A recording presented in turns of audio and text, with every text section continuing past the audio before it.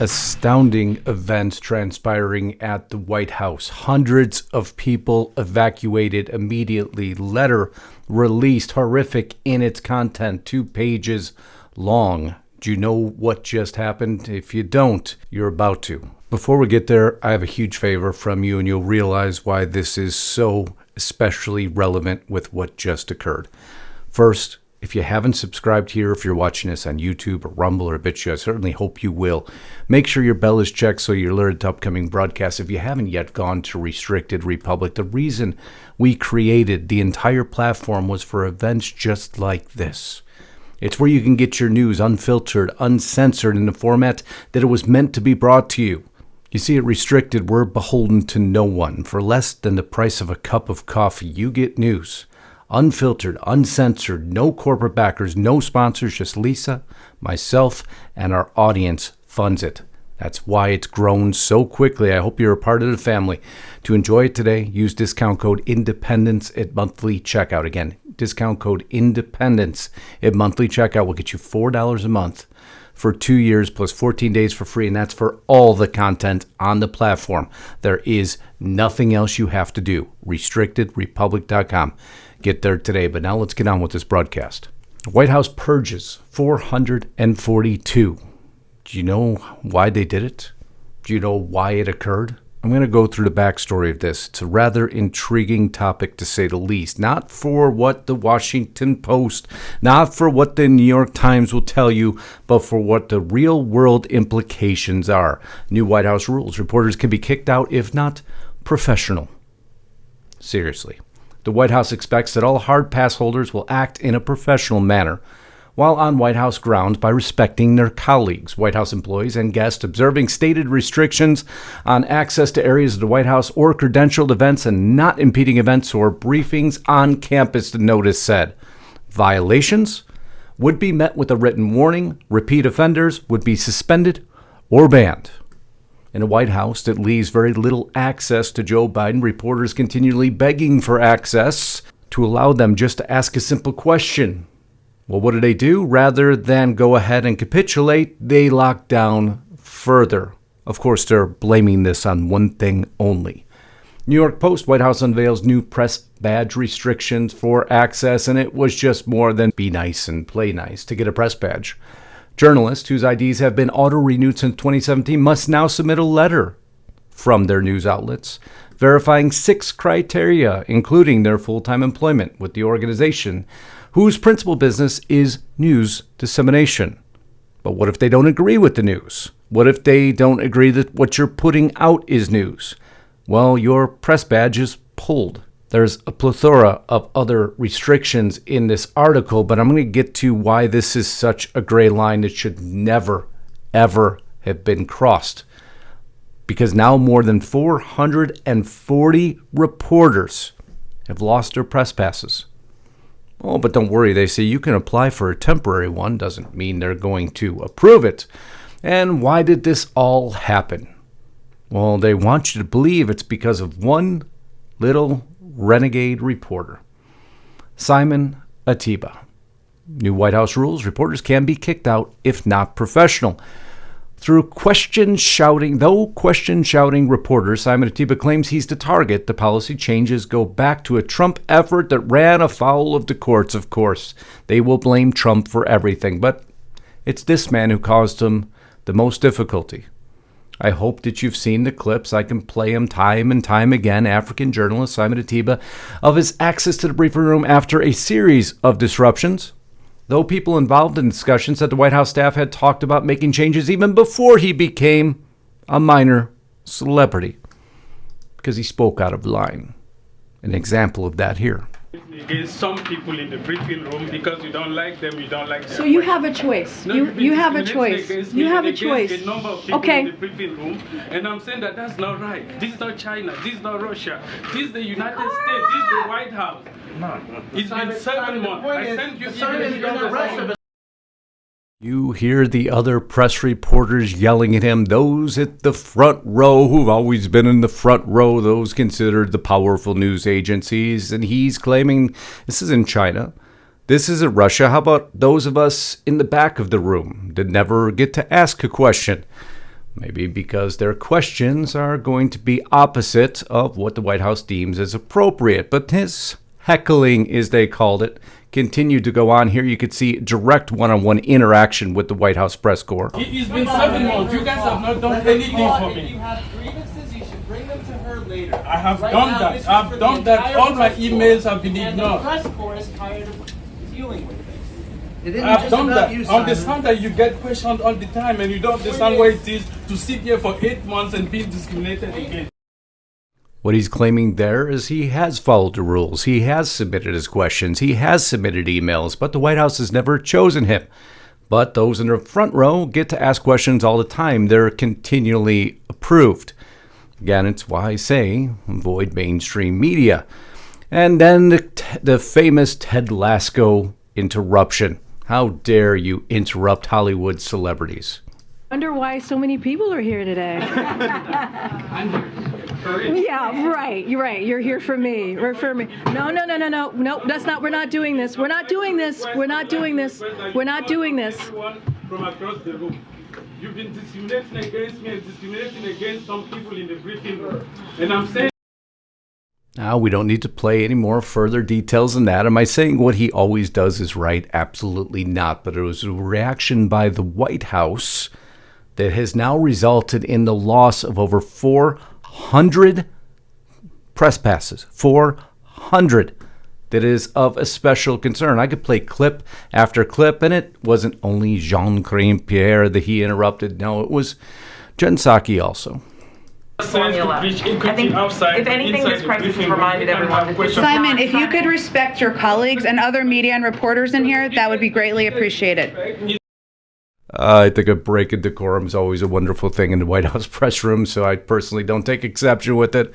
If he was submitting his questions, as he stated, and they're not responding, well, guess what? I'd be aggravated too. But he's not the only one that has been subject to this, and that is the part that's most important. What happened when Jim Acosta, accosted, according to many, a White House aide?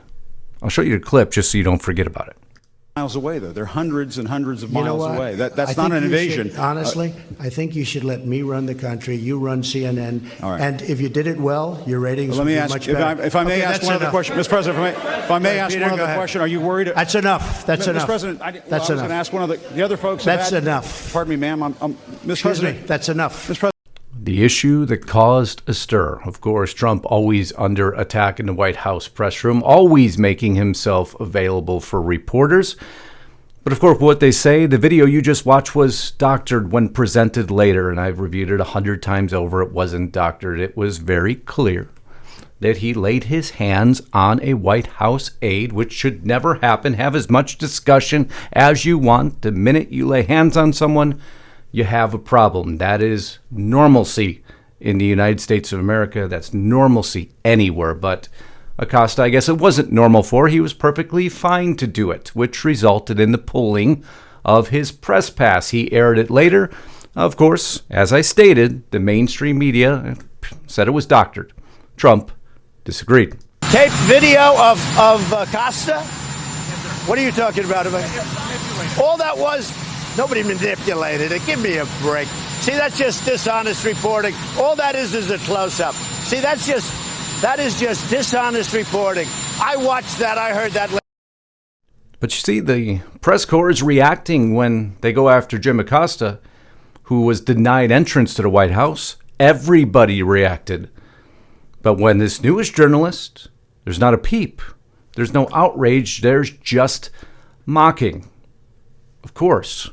CNN standing up for Acosta, this president's ongoing attacks. The press have gone too far, but the White House could attack the press now all they want, and nobody says a word. Today's News Africa reporter interrupts White House briefing, complains of discrimination. So important is this man that he gets an article on the Washington Post. Simon Ateba, the reporter making himself the story at the White House. The journalist has alienated colleagues, agitated press secretaries, and delighted conservative media by interrupting to claim he has been overlooked. That's right. And he responded. The reason Washington Post was ordered to do a hit piece on me is because on July 31st, all White House hard passes would expire, and the White House would need a reason not to renew mine. Currently, the Senate press has taken almost a month to approve my application, and without that, you cannot reapply for renewal. It appears they got what they wanted. Of course, the New York Times jumped in too. Why won't Simon Ateba stop shouting? Man, he garnered a whole lot of attention, but in all reality, it's just like every event we're watching transpire under the Biden administration. It is simply meant to set an example. Step out of line, step out of our decorum, and you'll get a notice or a warning letter, as he publicizes later on, a warning letter that I showed you earlier about how he is continually interrupted and he is breaking the new set of rules. And as a result, Joe Biden, the White House, press secretary, are revising the rules, and they stripped his away. He still doesn't have it. While I don't feel upset that the entire White House rules are being amended due to my presence, it is ironic that these alterations come shortly after President Biden's statement on the World Press Freedom Day, declaring that journalism is not a crime. But yet they've made him a criminal, a violation of their own rules, kicking him out of the White House Correspondents Association.